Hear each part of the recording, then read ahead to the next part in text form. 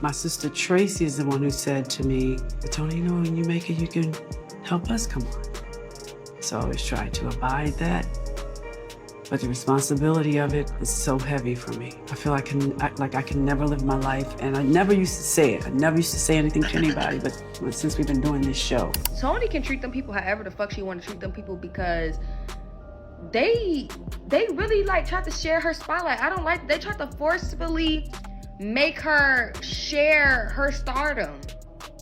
Made her feel bad because she wanted to live out her dreams, and they felt like they deserved to be there right with her. And they didn't. They didn't. Tony is the star.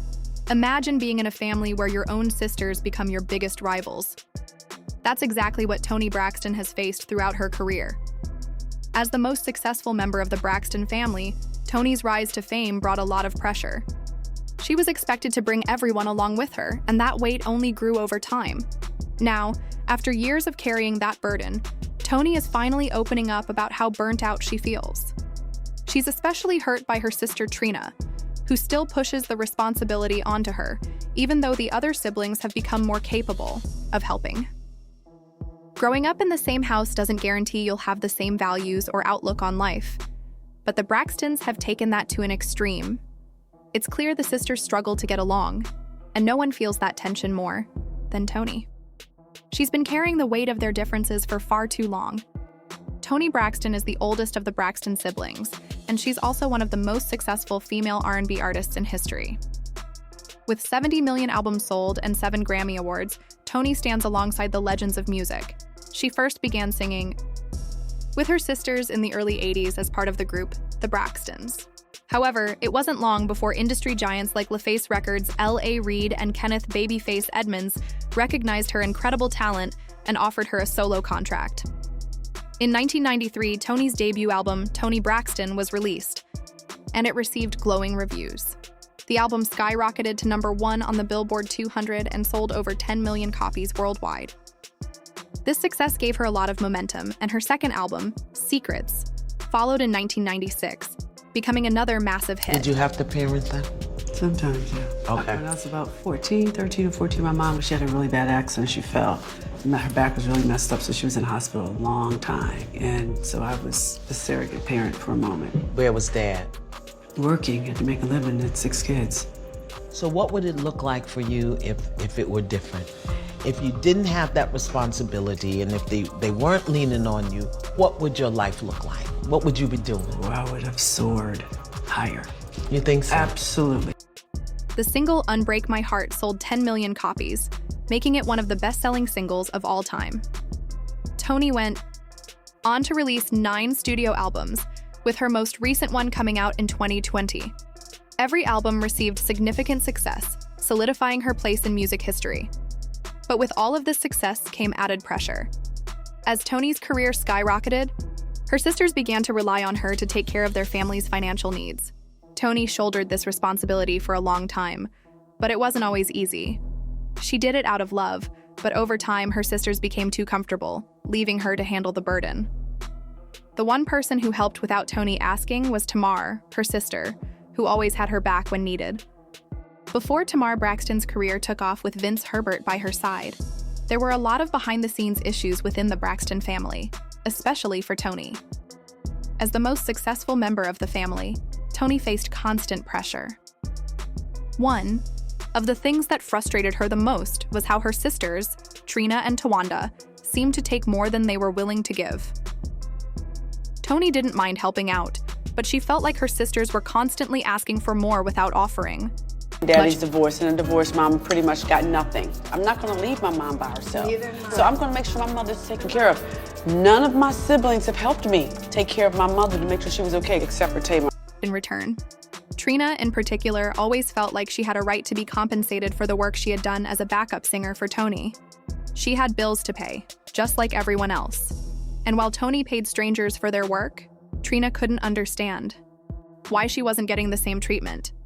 Even when Toni did pay her, and when Trina started getting more opportunities to work on her own, she still complained about being financially unstable, saying she didn't have it like that. It became a constant issue, and it upset Toni even more. But what made things even more complicated was that Toni wasn't exactly rolling in money, even though she had made millions for her record label. She had dealt with some seriously bad record deals that left her in a tough spot. Despite her albums generating over $170 million, she only made a fraction of that. In fact, she earned less than 35 cents per album.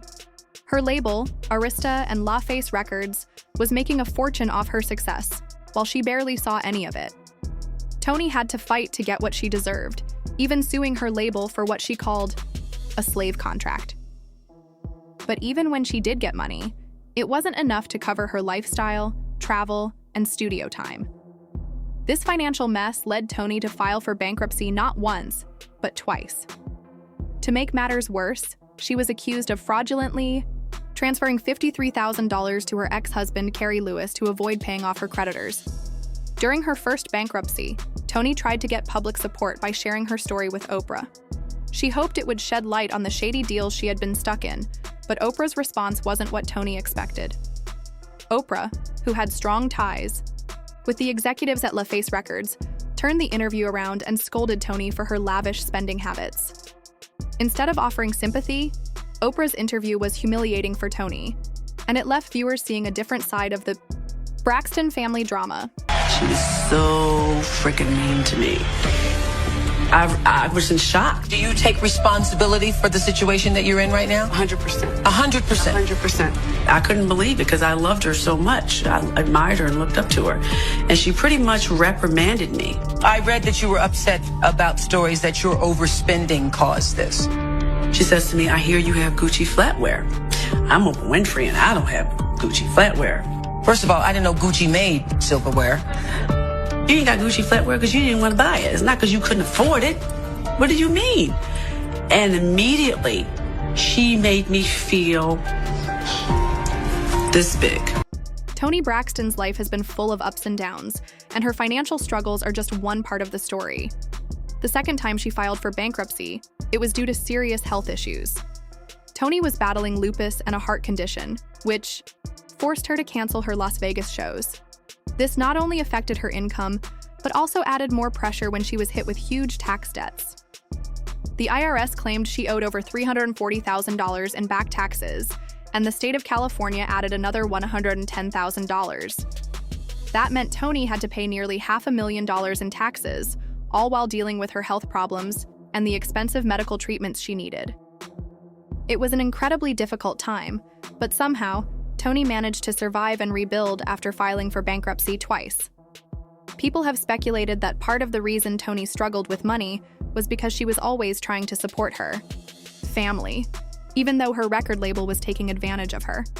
But for Toni, it wasn't just about money, it was about how she felt unappreciated by the people she loved. She had been carrying her family for so long, but instead of receiving gratitude, she often felt like she was just a financial support system. The toxic environment her family created made it even harder for her. Before Tracy Braxton passed away, the sisters had promised to work on getting along, but things seemed to have only gotten worse. Tamar wasn't there for Tawanda's wedding, and none of the Braxton sisters showed up to the premiere of Tamar and their mom's cooking show. It was clear that there was more to the tension than just family drama. Toni's relationship with Tamar also took a hit when Toni tried to wish her sister a happy birthday and discovered that she had been blocked for no apparent reason. This situation pushed Toni to call Tamar out publicly, further exposing the breakdown in their bond. Toni's frustration with her family is shared by many fans, who see how much she has sacrificed for them, only to be met with jealousy and resentment. It's heartbreaking that Toni Braxton, despite her love for her family, sees them as a burden. Unfortunately, for many people, this type of family dynamic is all too familiar. So, the question remains, could Toni have done more with her life and career if she hadn't been weighed down by her family's issues? Let us know what you think in the comments.